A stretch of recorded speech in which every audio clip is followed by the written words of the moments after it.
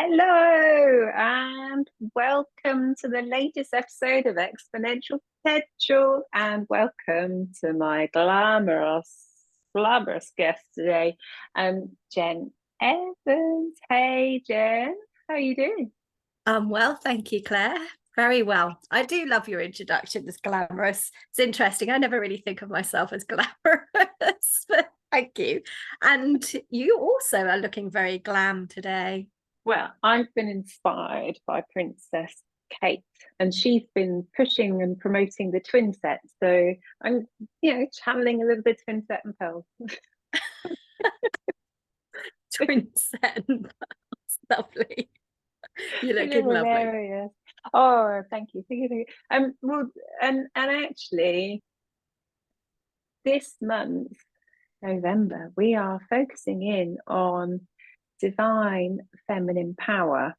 And so a little bit of twin set and pearls actually is quite a bit of power dressing actually going on. And then a little bit of baby pink too. Again, power dressing. May not be overt, but I thought it was appropriate for today's conversation. Yes. And actually, yes. And we have being in touch with our femininity and being more feminine, but actually being more feminine, dressing in a more feminine way helps us get in touch with our femininity. So we will be talking about that and more a little bit later. So we are this month celebrating divine feminine power. And today's conversation is around unleashing that feminine power and how you can flourish daily. And I'm just excited to dive into this. Jen, if you don't know, is absolutely brilliant at guiding and empowering successful women and aspiring women in business who feel stuck and swamped and frazzled. They help them to create a path to success without compromising and sacrificing. And even though each of those words is like hugely powerful, they're also very graceful and subtle. And I'm thinking we are going to go really deep into this topic of femininity here, because you do guide women through, well, towards that life of balance, towards freedom and fulfillment and joy and flourishing in all areas of life. And so, even though there's really, really some power words in there, it's a softer, nurturing power that you bring to the table. And I'm so delighted that we're going to talk about this topic today.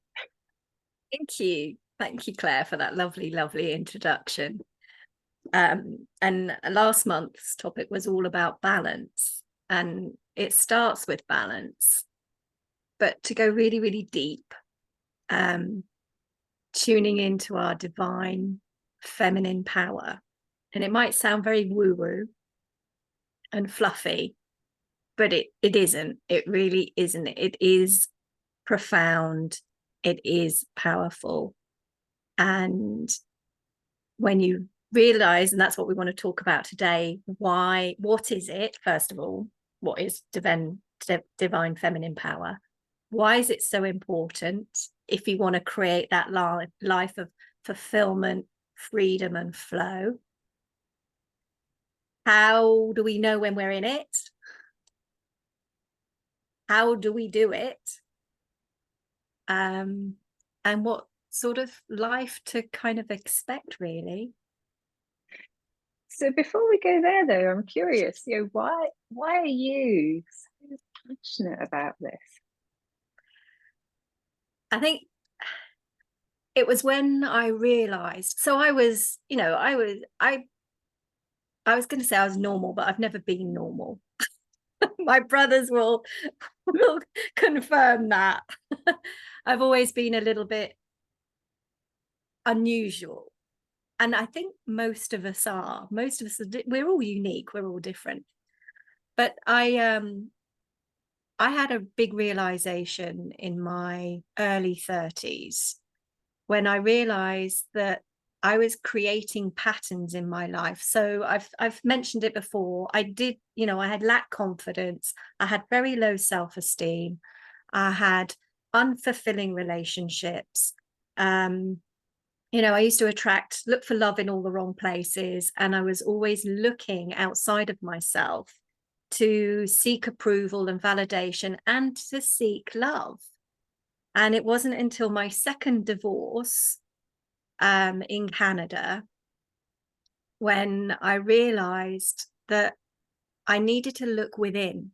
And instead of looking outside of myself for looking somebody else to show me that I'm lovable, that I'm worthy, to validate and approve of me, I realized actually that I need to go within. I need to look within myself for that and stop looking outside to others to help me feel good, to help me feel worthy, to help me feel lovable. So that was in my mid 30s, where I started to explore spirituality and started focusing on my own spiritual and personal growth. And it's changed my life. And I want to show that to other women, to show them that there is a different way, that we don't have to constantly beat ourselves up and feel unworthy, that there is a more meaningful, more fulfilling, more expansive way of being and of living. So let's crack open the definition then. Let's really start to explore. Let's open this up. What is divine feminine power for you? It's like spirituality in that it's quite personal, but I think there's some key elements, and the essence of divine feminine power is it encompasses nurturing, caring, and kindness. It encompasses that gentler side of what it is to be feminine. So it also, and I'll go into a bit more detail about that in a minute, it involves creativity. At the end, we are creative creatures. We create life. So creativity is a big part of it. Spirituality, knowing that, having a sense of knowing that there's something much bigger, there's a bigger purpose, more meaning. Nature is part of our divine feminine power. Empowerment, that female empowerment, and collaboration and contribution are all part of our divine feminine power. So it's kind of connecting in with something much bigger than us, connecting in, coming from a place of unity, being selfless, and wanting to make a bigger impact on those around us, on the world. It could be on a small scale or on a grand scale. And then we have all these tools that we can tap into: our intuition, our inner guidance systems, our higher guidance systems that can help us create that impact. And I think the biggest thing for me is to really come from that place of love, compassion, and kindness, and come from your heart.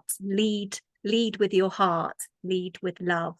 And I know that sounds a bit hippy dippy or sort of floaty, but when you make love, not make love, but when love is a more important factor than anything else, than your ego, your self-doubts, when you can put your ego aside, your fears and self-doubts, and you can lead from a space of love with your heart, the impact that you make is it's unfathomable. It's limitless. There are so many truths in that description. I really want to honor those. And we've just come back off the month of October, for example, and kind of the social media is starting to fill up, or had been filling up, around witchiness. And I think women have an innate connection that has been pushed to one side for a long time Yes. within various belief systems, and there's definitely, it's a complementary energy in the world, but it's an important one to step into and own, particularly at the moment, because the men are mucking it up, and they have done for quite some time. But the answer is not to throw hate at the men. The answer is definitely around that message of really tapping into love, feeling it within, and helping it to grow from you. And kind of everything that you've described there it really inspires that. And it's about fostering growth and healing. And that's exactly what you've just said. It's about healing our own personal past traumas and experiences, but it's also having grace and compassion and helping foster growth and healing for male energy as well, because we can lead the way. And like you say, it's not from a strong, fighting, powerful, it is powerful, but it's not from a place of fear. It's from a place of love, where we can lead the way and show men that there is a different way, and to meet them where they are, and hand in hand grow and heal together from that place of love. And it's up to us, it is up to women, it's up to us to do that, because men don't have the tools to. Most men, not all men, but a lot of men. So there are a lot of men that are very in tune with their feminine energies, but most men, the majority of men, have been brought up to be that strong, I'm the provider. It's, they don't know, they don't have the tools, they don't have the resources. So it's up to us to lead them gently by the hand, to show them a different way. And why is it so important? So to tune into our divine feminine power. And we'll touch on a few things as well, because there's some elements that play a really important part of that, and nature is one of them, and connection. But the importance, if you can imagine what the world would be like, or what your life would be like, if you could lead with love, if you were able to put your ego aside, if you were able to, instead of filling your head with negative self-talk and the inner critic, if you could fill your head with stories of love and compassion and grace, and honor, truly honor who you are. If that's part of the divine feminine power. It's really tapping into the truth of who you are and who you were born to be, beyond those identities that we grow up believing, and those belief systems. So if you can come from that place where you are fully connected to nature, fully connected to your true self, you feel that sense of inner peace and harmony, and a deep sense of knowing that all is well. So there's no triggers, there's no anguish, you're able to move through that with ease and flow. If you could imagine that, where nobody takes you out, you're constantly, consistently in alignment, the ease that would create your life is incredible. The things that you could do without sitting in fear, because you're so tuned into and so connected, and feel that connection with your divine feminine power, that there is no such thing as fear. Imagine what you could do without feeling fear and self-doubt. imagine the impact that would have on your children as a parent, or as an, you know, as an adult with the next generation. Imagine the ripple effect that could have on outwards from you, your family, your friends, and outwards. And then imagine that you didn't even need courage anymore because you were already so connected to who you are. The impact that you could have by stepping into your zone of genius, and whether that's a big stage or a small stage, the impact that you could have on hundreds and hundreds and thousands and hundreds of thousands and millions of people.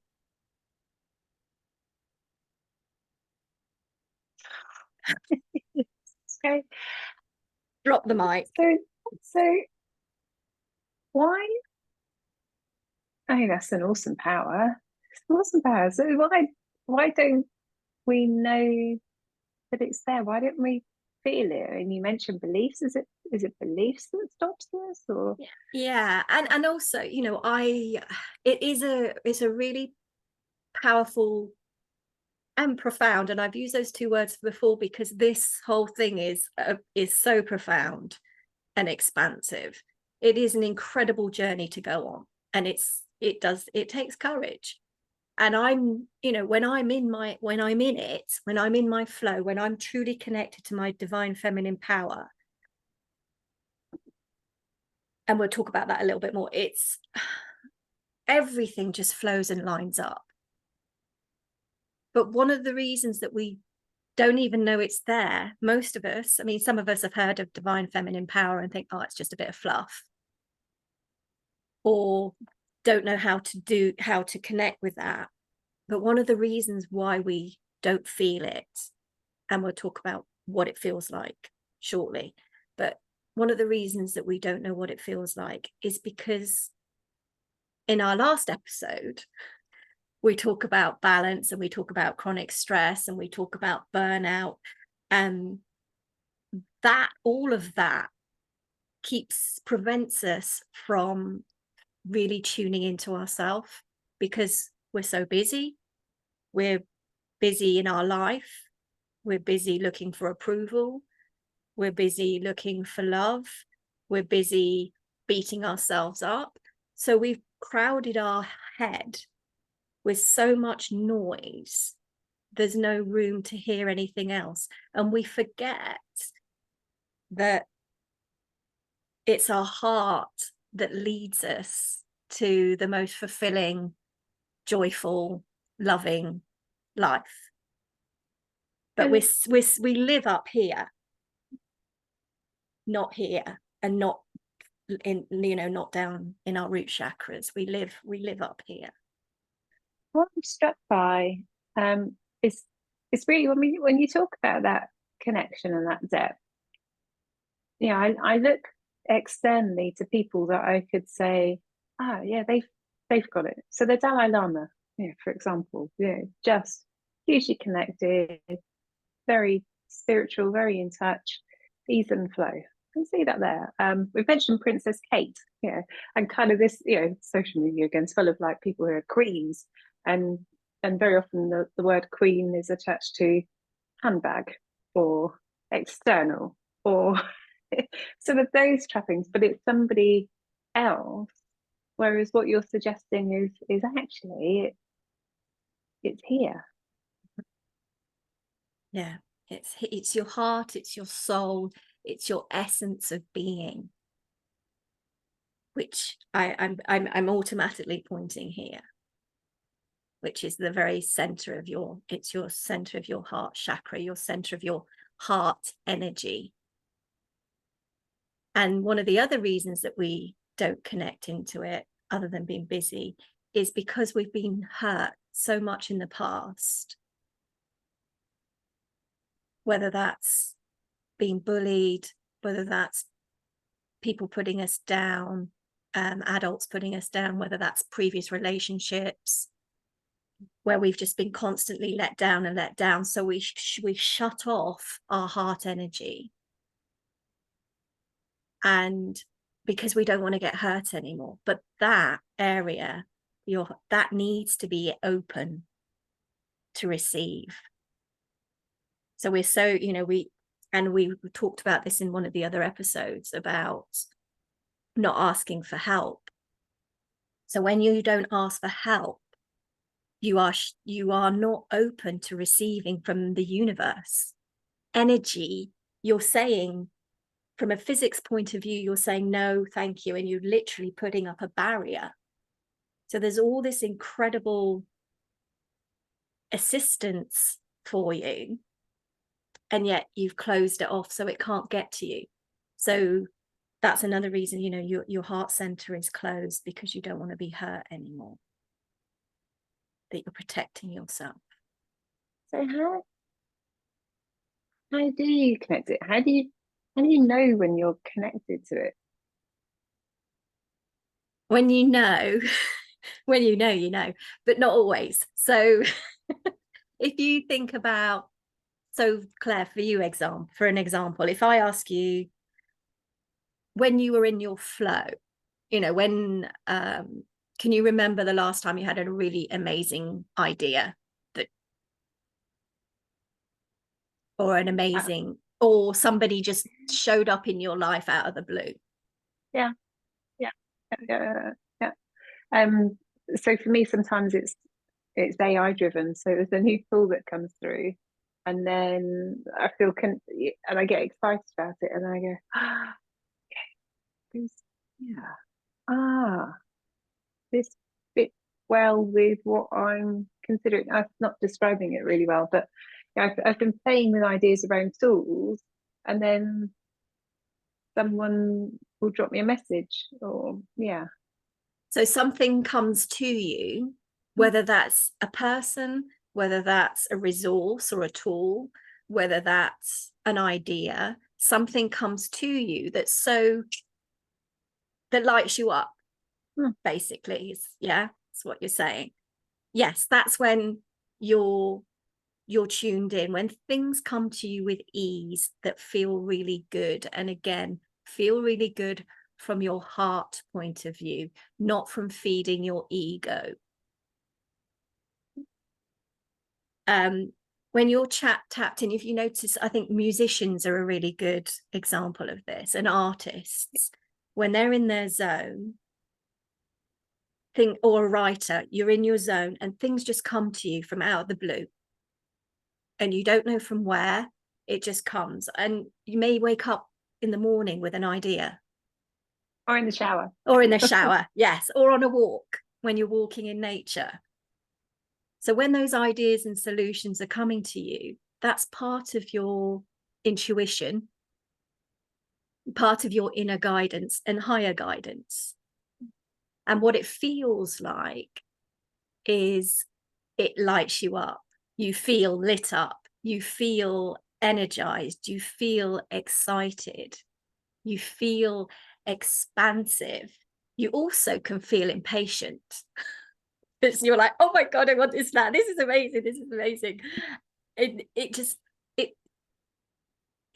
You can be really, really tired. Have you noticed sometimes you can really feel tired and drained? But then something comes in your inbox, or you have a phone call with somebody, and it immediately energizes you. That's a sign of following that connection. Following that following where that goes. Where does that lead to? Because it's energizing you, it's exciting you. So the feeling is excitement, it's expansive, it's joy. Or it's also a sense of deep, deep inner peace and harmony, and all is well. I think it is quite a difficult thing to explain, because it is also much more than that. It also could feel really blissful. So that's the sort of feelings that you get in your body. And how do you trust that? How do you follow that? How do you know that it's But it is guidance and not your ego. algorithm or ego. Ego. Egoism. Ego rhythm. I think, well, if you think of a decision that you've made in your life, I used to think the way I always used to get confused is around love with boyfriends.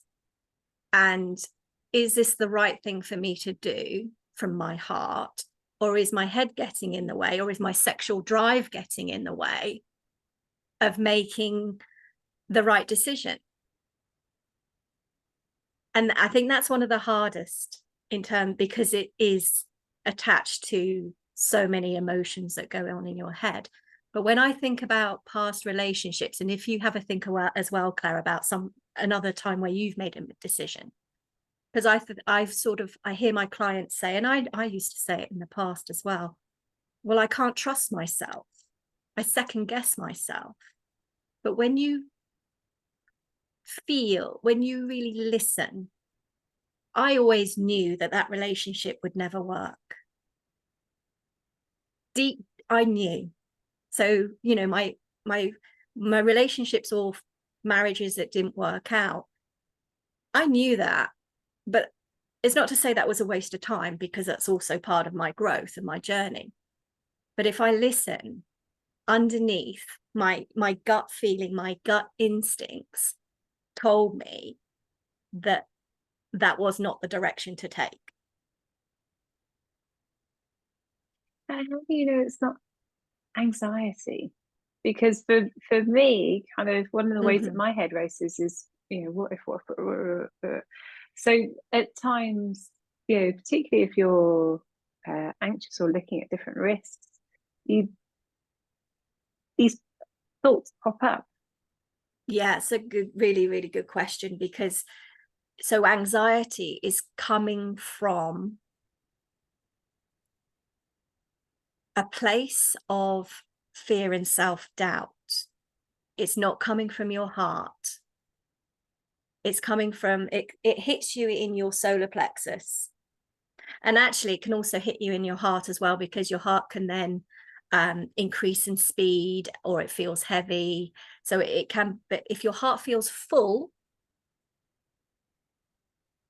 and you're leaning into something, it takes practice. It's one of those, it takes practice, and it also takes, for me, tapping into my intuition and trusting it. It's like a muscle that you have to practice it. But it also, I needed help and assistance with that. I needed guidance around that to understand how that feels, and to have somebody uncover and delve deep into that, to uncover actually hidden beliefs. Because that anxiety, so anxiety is your body letting you know you're out of alignment, but it's not necessarily the thing that you want to do or you're thinking of doing that's out of alignment. It's your thoughts that are out of alignment. So the anxiety comes from feeling self-doubt and fear, and worrying about what others think, and worrying about how this is going to impact me in a negative basis. Yeah. The anxiety is like a little alarm where your body is telling you that your thoughts are not in alignment with who you truly are. So it is practice, and it's asking yourself, because we all have the answers within, and that's part of your divine feminine power, is asking the answers yourself. So one of the things is to create space, first of all. So when you're feeling that anxiety, it's, as you said, and we've both said about journal. So either write it down, get your thoughts out on paper, or sit with it, or go for a walk, and see how it feels in your body when you're asking that. A lot of the time when we're stepping out of our comfort zone, we want to take our lives or our relationships or our business to the next level. Yeah. There's a natural sense of anxiety and feeling really uncomfortable. So you've got to really sort of take a step back from that and sit in it, and look at okay, so what is it that's actually creating that fear and anxiety? Is it the thing that I want to do to move forward, or is it my ego, my brain wanting to keep me safe? Yeah. And a lot of the time that you need some assistance, most people need assistance around uncovering that. But definitely going out in nature and just sitting quietly and asking those questions and play with it. It's not, if it isn't the right decision, there's never a wrong decision. Sorry, it's not right or wrong. There's never a wrong decision. And that's also part of divine feminine power, because you know that there's a sense of knowing and well-being, and no matter what, you will always be okay. You just might take a little detour, and then the universe will just nudge you back on track again. There's thousands and thousands and thousands of paths available for us, so we can never ever get it wrong. And that's another thing about divine feminine power, knowing that we can't get it wrong. We just may take a detour. We might take the difficult way round, or we might take the really beautiful scenic route round. It's so funny that you can externalize that for other people. So children, for example, or best friends, when they're, which way do they go? It's like, well, you kind of want to go whichever way you go, you'll make it work. Whichever way you go, it will be an adventure. You'll learn, you'll grow, and you'll succeed because I really believe in you. So it's often easier to kind of put that onto other people. It's often harder to internalize that and to give yourself that nurturing and loving and generous support. Indeed, yeah. Mm-hmm. And we are, I don't think I mean, at the beginning of the episode, you said that we are celebrating our feminine power. And I think celebration, to really be aware of how the power that we have, the strength that we have within us, what we can achieve as women. We create life. We nurture and grow life within us. If that, and it's interesting actually, because in the last episode you mentioned that you adopted because you went through IVF and everything else, but that wasn't because you weren't able to, you're not born with the ability to do that. That's come from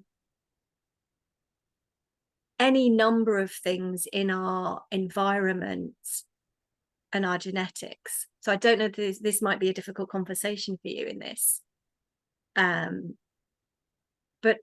we are born with that ability to create and grow life and to reproduce, and it's a lot of women can't do that for whatever reason, or it's not about, it might be the partner that you're with can't do that, but it doesn't mean to say that your body wasn't born with the ability to do that, or if it was genetic. So even though a lot of women have problems with giving birth, it doesn't mean to say that we didn't have that ability, because as a woman we have that ability. And that's one of the things that one of the reasons that the balance tilted, where men became more powerful than women, because they feared what women could do. And going back to the connection that we have, or pulling through the connection we have with Mother Nature and Mother Earth, there is always that nurturing, caring, loving gentleness within us. Some of us might not see that because we've brought up all this protectiveness. But you look at Mother Nature and what she provides, the nurturing, the soil, the rain, the sun, the nourishment, that she brings, and that perfect balance and equilibrium that we are part of. We are all men and women. We are all part of nature. We are not separate. And that connection will bring us so much peace and harmony and a sense of well-being, a sense of perspective. Again, making our lives so much more easier and create the flow, be in the flow of life, be in the flow of our life, of your life. So that's another of how it feels when you are connected. You just, everything flows. It's all in alignment. I'm going to circle back to kind of some of the first statements around love and allowing love to flow, because one of the topics that we often cover as well is the people pleaser aspects, or the nurturer, carer aspects that we often adopt as women, and putting others first. You and I, we often talk off camera around energy and allowing the flow of energy, and whenever you do, you tap in first to what comes through in order to release it, not just give of your energy. And that replenishes, that refills. And whether or not you believe in those aspects, I think what you're describing is that we have access to an abundant reservoir of love that we need to open up to first in order to be able to really give on a sustainable basis. Yes, there is a balance around giving and not open to receiving, because you will deplete. You will not, it's focusing on filling your cup, but not from a selfish point of view, from a selfless point of view. You can't drive a car on empty. Not going to get very far. So you need to fill your cup and nourish that inner goddess, if you will, that inner queen, your inner self, because you do then become depleted, and then it becomes an obligation, and then you become resentful. So that's all part of your instincts and your guidance as to if you're giving somebody else too much, because they are take, so they're taking advantage of you. And it's noticing, we've talked about boundaries quite a few times throughout our episodes, but having boundaries. So when you are giving, are you giving where it's depleting you? Are you giving but not open to you're not open to receiving? Because I don't know how often people ask you, oh, let me help you with that. Let's go to real practical basics, carrying the shopping, for example, just opening a door. Oh, let me get that for you. Oh, let me help you. No, I'm fine. Trying to carry too much. And that's actually also a metaphor, because we're not just carrying physical baggages, but we're carrying other people's baggages as well. We're carrying other people's emotions on our shoulders. So when we are doing that, I can do this, I can manage, I don't need anybody's help. That's when we are really depleted, and that's when we need to look at setting boundaries and taking care of ourselves and nurturing ourselves with with self-care, but also with other things as well. And setting boundaries is one of our, that helps us feel empowered. And it's not just setting boundaries around what we do for others, but it's setting boundaries of how other people treat us. And and I just say one more thing as well. So before I met Dom, and it's not what we think or what we say, although that impacts our behavior, it is what we do. So when I was looking for a relationship that was more fulfilling, and, you know, I wanted someone in my life that would be an equal partner to share my life with, I wasn't attracting the right type of men. Even though in my mind, I knew how I wanted to be treated and I knew what type of relationship I wanted, my actions weren't following that. Same in my business in the, you know, several years ago. I knew what type of business I wanted, but my actions weren't following that.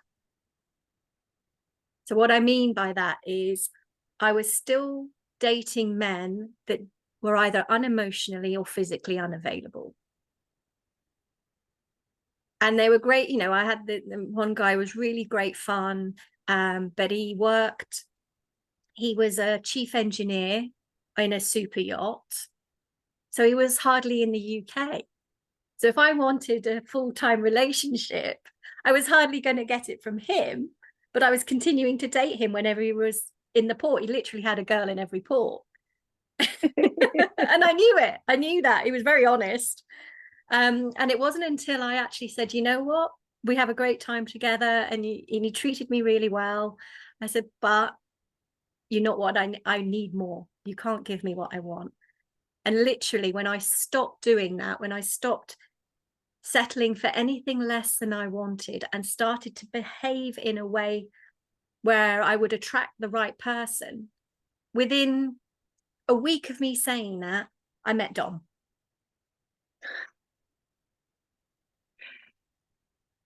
Yeah. So I can't even remember the question now because I went off on such a tangent, but it's about being true to yourself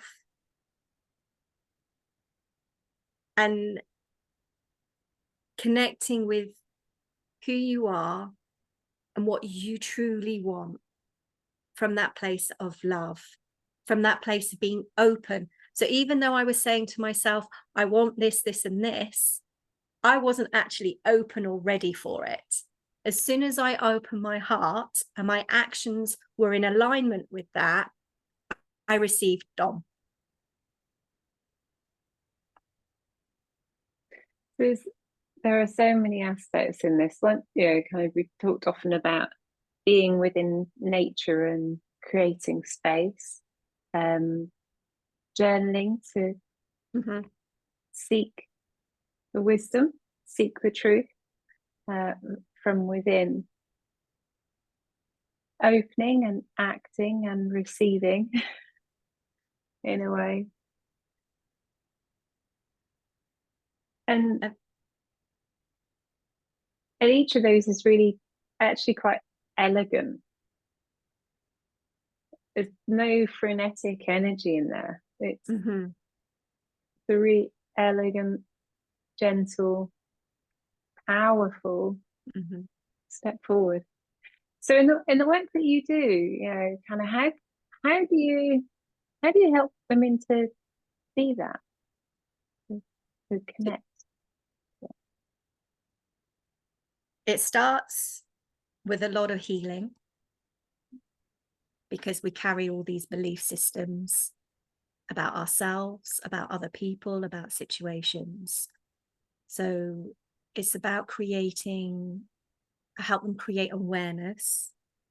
And we dive deep and uncover some of those hidden beliefs, but we don't stay in the past. We just shine the truth on it. And it's, you know, you shine the truth on some of those hidden beliefs, because a lot of the time we don't even know they're there. So one of the beliefs I had in my business was I believed it's going to be too much hard work with not much return, and it would interfere with my freedom and the time that I have with my wonderful partner, Dom. So that, even without realizing, that kept me stuck for a long time. And it wasn't until I released that and I had help, you know, I still have a mentor. So I had a mentor that helped me uncover that and shine the light on them and said, well, that's actually not true, because if it's my business, it's my rules. And my business will actually create the freedom that I desire. So it's about awareness and uncovering those hidden sneaky beliefs that are there. And then it's about releasing and healing past hurts, past trauma, and then building on that self-love and that self-worth and moving beyond fear. So really tuning in to the power. It is so powerful, the divine feminine. And when you're in that, vulnerability and resilience, and allowing clients to really stand and own their truth and connect, help them discover who they really are. And we talk about that quite a lot.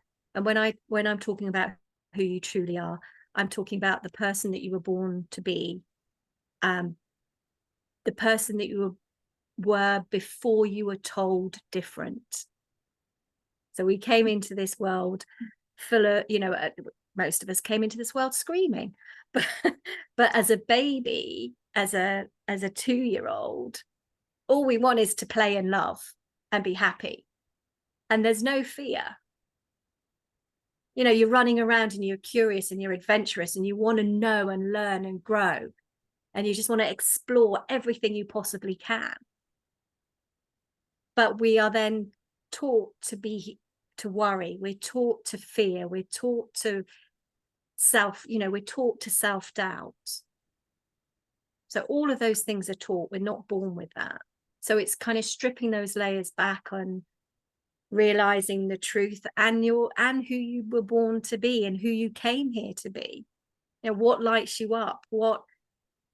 Where do you want to make the impact? And that again is another thing about divine feminine power, is we are coming from a place of wanting to really impact and change the world. And we're in a position to do that. It's such a powerful time right now for women to really rise up together in sisterhood, if you will, and collaborate. Yeah. And to make a difference. encourage those loving and healing energies. There are so many shadow forces at bay. Kind of the minimum we can do is offer balance, or even strengthen those loving energies, and help other women see what's possible for them, because a lot of the time we don't know what's possible. If you asked me 5 years ago, would I be living in Italy with the man of my dreams, growing a business I love? Yes, I had ideas of what I want my life to look like, but there's always something better, or something more, something that will impact you more, that will impact your loved ones more, that will impact the world more. And there's a very clear path now of what I can see as possible. And that changes constantly. That's constantly evolving, because I'm going to get to where I want to get to, but then there's going to be more doors that will open and that I will step through. So I help my clients do that as well. I really help them activate what's possible for them, help them embody the truth of who they are, which shifts their beliefs and mindset to have the courage and the confidence and the clarity to really go for their dreams and create action plans towards those dreams and aspirations. Yeah, it's so powerful. And then we'll make sure in the show notes that people know how to get in touch with you and and experience that, because you can feel it in our conversation now. You can feel how you hold space to help others to step into the space of who they are, to own their authority, their sovereignty, really. Yeah. Yeah. Oh. And there's lots of things like changing your perspective around things to create ease and a flow. And the tools, we're talking about divine feminine energy. So the tools that you can incorporate, there are things that you can do to help you start tapping into your divine feminine energy.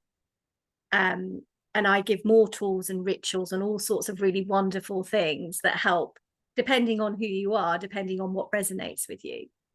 But we talked about right in the beginning, we talked about tapping into femininity by being more feminine, by wearing a color, by wearing some jewelry, tapping into your feminine energy by being more open and loving and nurturing, but also not just for others, but initially and consistently for yourself. I remember a long time ago, my first sort of foray into spirituality was crystals. And I always wear a crystal. I've got a moonstone and a garnet on. Moonstone's very feminine. And red, anything red, this is a garnet. Rubies are very grounding. So I started exploring crystals and I've been into essential oils since I was about 12. And it's interesting, you watch children and how they engage in crystals. They love them. And then it might be meditation. Feeling your connection with nature is so key. Sitting in nature and just being inspired by the awe and beauty, the sunrise, the sunset, our very existence, being in awe of our very existence. And then seeking out others that have been on this journey, that resonate with you. And books, start reading books. There's so many amazing books online. And that's a good starting point. And see what spirituality is to you. What is your divine feminine power? Then there's sometimes kind of in our conversations, there's a drop the mic moment. Sometimes there's just a unfolding, it just feels like that expansion from our conversation today. I really do honor you, and I really do encourage for any listeners today, if this is a topic, if this is an area that you are curious about, or you're at the start of your journey, or as Jenna mentioned, kind of even with your expertise, you still have a mentor that helps you to grow a master. I prefer mentor. but do reach out to Jen in terms of that support and guidance. Just so valuable to help you to expand and grow and own your divine feminine power. Because it is an amazing power. True, and it's there for us all. It's there for every single one of you. Thank you, Claire. Thank you.